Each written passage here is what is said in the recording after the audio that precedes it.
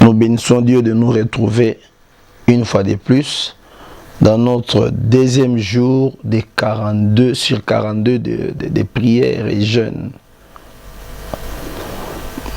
Nous sommes dans Action Sentinelle de la fin de l'année. Action Sentinelle, nous préférons la faire cette fin de l'année pour nous permettre d'aider les fidèles à prier, à se réconcilier en famille, à restaurer, à prier, disons, pour la restauration des familles. Et voilà que nous avons 42 jours de jeûne et prière pour cette année 2020 qui commence du 15, qui a déjà commencé du 15 novembre pour prendre fin le 27 décembre. Très bien. Donc nous sommes dans l'action Sentinelle CFAM 2020. Notre thème, pour ceux qui ne savent pas, nous parlons de sortir de Babylone 70. Sortir de Babylone 70 pour dire que simplement il faut sortir de 70 ans de Babylone. Donc c'est pour dire ça, sortir de Babylone 70. Et notre texte de base, c'est Daniel 9, de 1 à 3.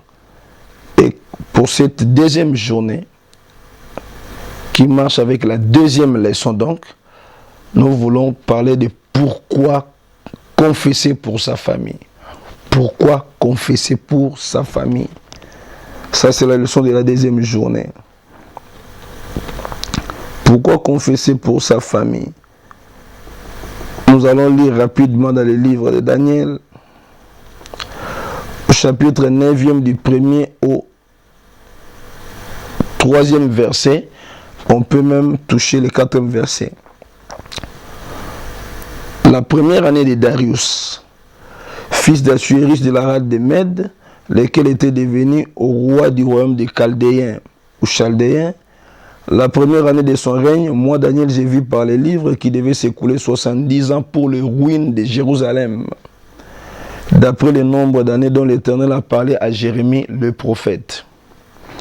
Je tournai ma face vers le Seigneur Dieu afin de recourir à la prière, souligner, recourir à la prière. Et aux supplications, souligner, supplications. En gênant et apprenant les sacs et la cendre. Tout ça, ça souligne seulement une forme de jeûne. Verset 4 dit, j'ai prié mon Dieu et je lui fis cette confession. Souligner aussi confession. Seigneur grand Dieu, Seigneur Dieu grand et redoutable, toi qui gardes ton alliance et qui fais miséricorde à ceux qui t'aiment et qui observent tes commandements. Prions le Seigneur.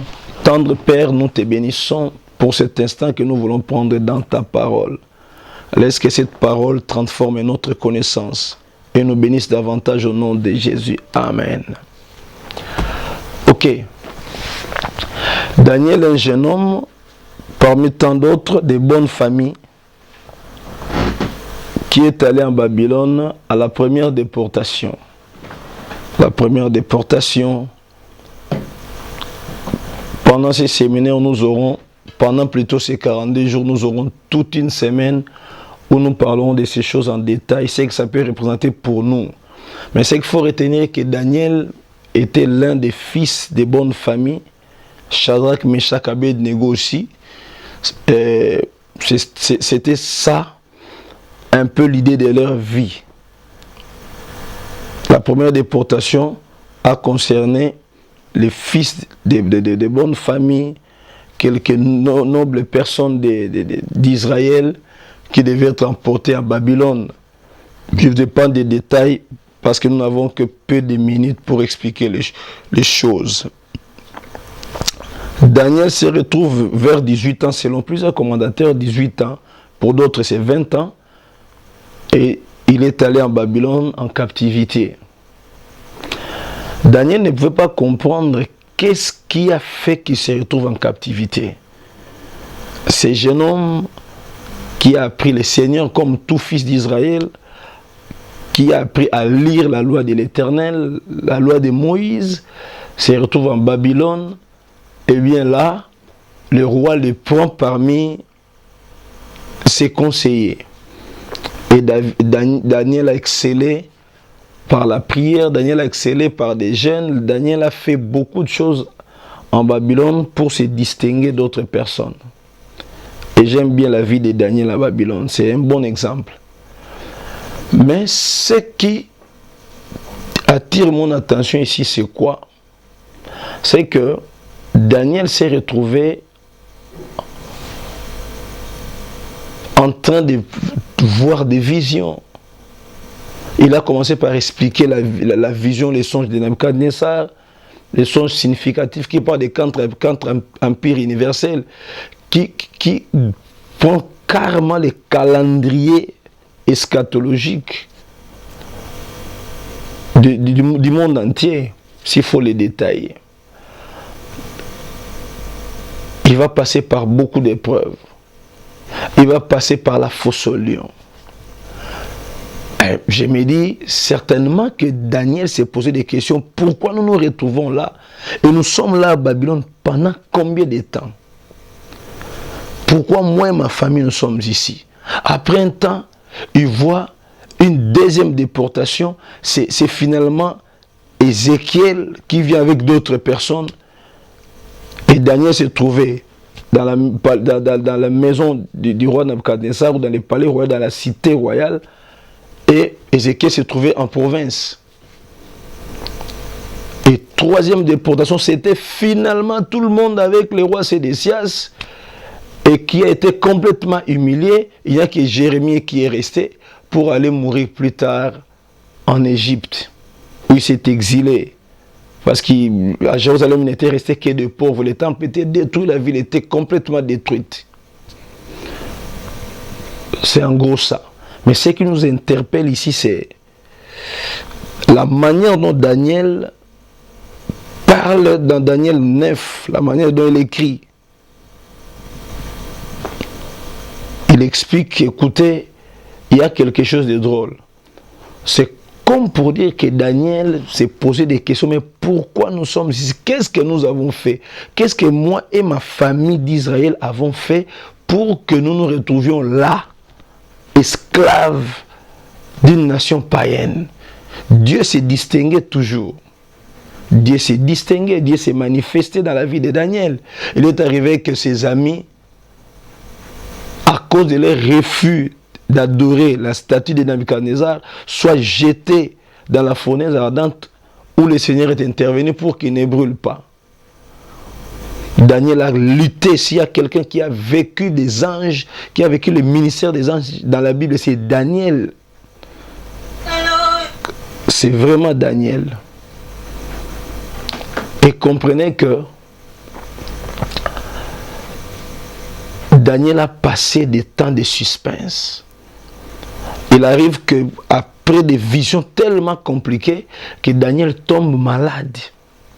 Il y a des expressions qui nous démontrent que Daniel est tombé malade à plusieurs reprises en cherchant à défendre la cause d'Israël par la prière et les jeûnes. Je vais dire à quelqu'un que si vous vous mettez à prier pour votre famille, si vous vous mettez à jeûner pour votre famille, eh bien, je vous dis que le Seigneur va se manifester, le Seigneur va se laisser voir, le Seigneur va se montrer si vous avez les soucis de votre famille. C'est bien malheureux s'il y a des hommes de Dieu, entre guillemets, entre parenthèses, qui divisent des familles par des mauvaises prédications, qui tordent le sens de quelques versets bibliques pour essayer de dévier le sens, les contextes des versets bibliques. Et bien moi, je vous dis que l'exemple de Daniel montre que c'est vous, membres d'une famille, à qui Dieu peut révéler plus de choses. Nous connaissons en partie. Le pasteur peut avoir des révélations, mais il en aura en partie. Vous-même, en tant que membre de famille, si vous vous mettez à prier pour votre famille, Dieu va se révéler. Mais Daniel, en priant beaucoup pour sa famille d'Israël, pour comprendre qu'est-ce qui ne va pas, quelle est la cause de notre esclavage ici, quelle est la cause de notre captivité, la cause de notre souffrance. Ça va prendre combien de temps cette captivité? Et que faut-il pour que ça prenne fin? Si vous n'avez pas les soucis de votre famille, si vous n'avez pas les soucis de vos parents, de vos frères et sœurs, le livre de Jacques dit, celui qui ne prend pas soin des siens, et plus précisément ceux de sa famille, est pire qu'un infidèle, car il réunit sa foi. Des parents sorciers, des frères occultistes ou méchants ou quoi, il doit faire l'objet de votre sujet de prière. Il faut prier pour votre famille. La prière est la clé de la solution. Il faut prier, il faut demander la grâce de Dieu pour vos frères, pour vos sœurs. Il faut implorer la miséricorde de Dieu. Daniel, en découvrant qu'il devait faire 70 ans. Et si vous lisez bien les livres de Daniel, Daniel a découvert ces choses presque à la fin, presque au terme de 70 ans. Alors, il s'est mis dans la prière. Voyez, que ça ne vous inquiète pas. Oh non, dans ma famille, oui, trop de choses. C'est parce qu'en Afrique, c'est ce qui nous monte beaucoup plus au cœur. Ah, mon père est sorcier, dans notre famille, il y a des sorciers. Peu importe. Quand vous lisez, je crois, dans Ézéchiel 18, Dieu nous montre sa justice. C'est bien de lire, par exemple, Lamentation 5:7 où on dit, nos pères ont péché, ne sont plus, c'est nous qui portons la peine de leur péché. Ok, il n'y a pas de problème. Mais quand vous êtes en Jésus, c'est vous qui pouvez sauver votre famille de cette situation. Ne vous fatiguez pas, levez-vous, priez pour votre famille. Faites comme Daniel, commencez par confesser les péchés au nom de tous ces gens qui ne marchent pas dans la volonté de Dieu. Commencez par demander pardon à Dieu pour eux. Mettez-vous à leur place. On appelle ça repentance d'identification. Daniel s'est identifié à sa famille d'Israël. Donc pendant ces jours, prenons le temps de dire à Dieu, pardonne nos pères, pardonne-moi et mes parents, pardonne-moi et mes frères et sœurs, pardonne-moi et mes cousins pour avoir fait ça, pour avoir vécu dans l'idolâtrie, pour avoir pratiqué la sorcellerie, pour avoir pratiqué l'occultisme, pour avoir pratiqué ceci, cela, pour avoir pratiqué l'impudicité. Dieu sait que ce n'est pas toi. Mais Dieu sait que vous voulez faire la confession, la repentance, l'identification. C'est-à-dire vous priez au nom de la famille, vous représentez toute la famille. Dieu interviendra toujours. Donc, que cette journée soit pour vous la journée où vous priez au nom de votre famille. La prière, Dieu l'exauce toujours. Dieu répond d'une manière ou d'une autre. Daniel a compris que si je ne prie pas, nous ne sortirons pas de cette captivité. Si je ne prie pas, Dieu ne pardonnera pas ces erreurs, ces péchés qui ont été commis en Israël. Si je ne prie pas, moi aussi je vais souffrir. Si vous ne priez pas pour votre famille, votre foi sera toujours dans les combats, sera toujours dans les oppressions, sera toujours dans les problèmes. Mais prions pour nos familles. Mettons à l'écart les évangiles qui nous divisent, les évangiles qui nous éloignent de nos familles. La Bible veut que nous nous rapprochions de nos familles. Et voici une des voies, c'est la confession, la repentance d'identification. Priez pour la famille. Commencez par la confession. Si vous confessez les péchés de vos familles, c'est que vous connaissez, demandez pardon à Dieu au nom de vos familles. Dieu va répondre. Le Seigneur est juste et fidèle. Voici ce que je voulais dire. Pour cette deuxième journée de jeûne et prière, pour cette leçon, ne nous fatiguons pas de prier pour nos familles. Ne nous fatiguons pas de prier pour ceux qui ne prient pas. Prions le Seigneur, commençons par la confession. Pourquoi nous devons confesser le péché de nos familles? Donc, c'est pour que Dieu nous donne la direction, c'est pour que Dieu nous révèle des choses cachées, c'est pour mettre fin au jugement de Dieu que nous ne connaissons pas dans notre famille. C'est pour avoir des révélations de Dieu, pour sortir la famille des difficultés, des combats. Dieu est un Dieu de confiance. Attachons-nous au Seigneur. Pendant ce reste des jours, Dieu va faire des grandes choses. Que Dieu vous bénisse. Prenez ça à cœur. Priez à tout moment pour la famille. N'abandonnez jamais la famille. S'il faut même prier en groupe, faites-le. S'il faut prier même seul parce que les autres ne veulent pas, faites-le.